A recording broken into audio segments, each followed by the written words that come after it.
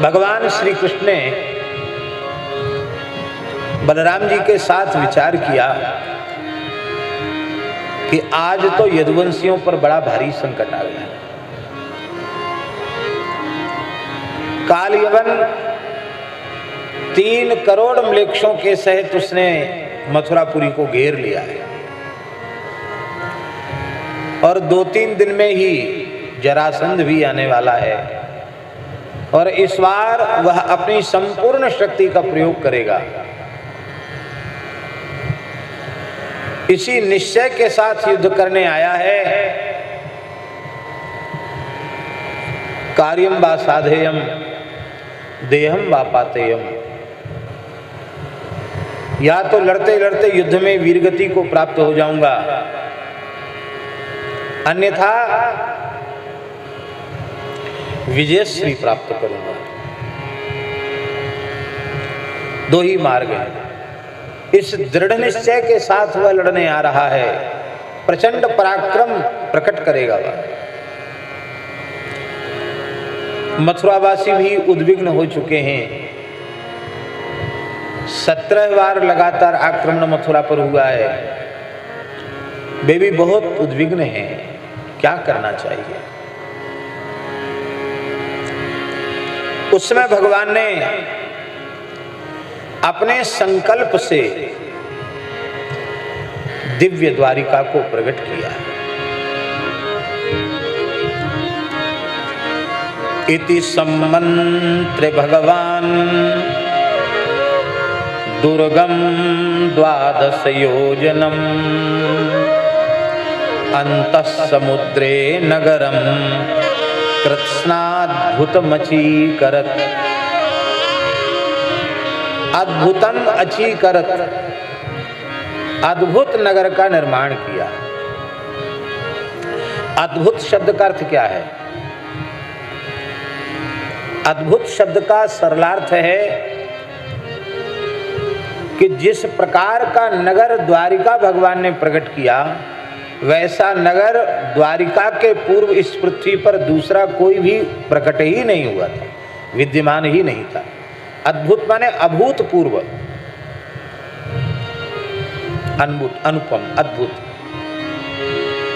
नगर को भगवान ने प्रकट कर दिया।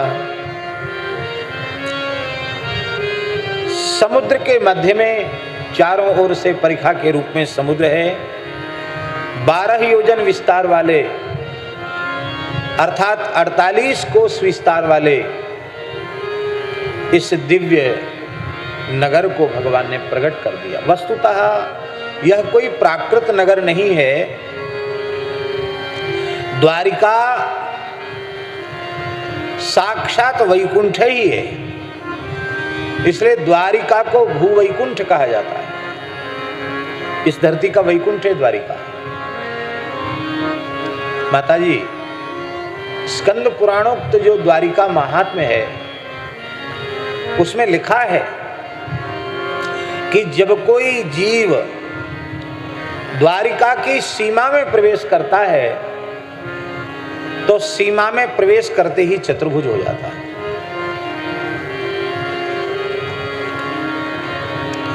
दृष्टि दिव्य हो तो समझ में आवे। हम लोगों की दिव्य दृष्टि सामान्य है, इसलिए हमारी समझ में नहीं आता। दिव्य दृष्टि से देखो तो द्वारिका वासी नहीं, द्वारिका की सीमा में जिसने प्रवेश, कहां तक कहें श्री राधा रानी भी विराजमान है, उनका स्वरूप भी चतुर्भुज है। चतुर्भुज है कि नहीं? द्वारिका में सभी स्वरूप चतुर्भुज। देवकी माता चतुर्भुज है। इसका आशय क्या है?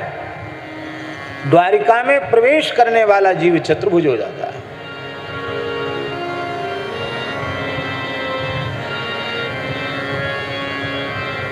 एक श्लोक बहुत प्रसिद्ध है, आप सबको कंठस्थ ही होगा। यदि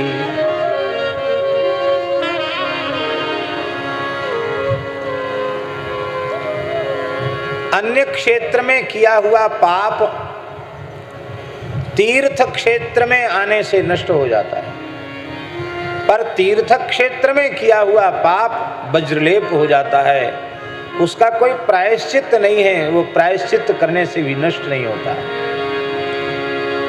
पर एक विशेष बात लिखी है स्कंद पुराणोक्त द्वारिका महात्म्य में, अन्य क्षेत्रे कृतम पापम द्वारिकायाम विनश्यति द्वारावत्याम विनश्यति। अन्य क्षेत्र में किया हुआ पाप द्वारिकापुरी में आने से नष्ट हो जाता है।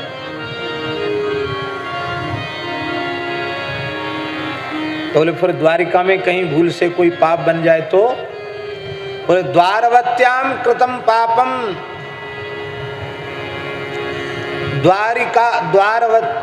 द्वारिका में किया गया पाप द्वारिका में ही नष्ट हो जाता है।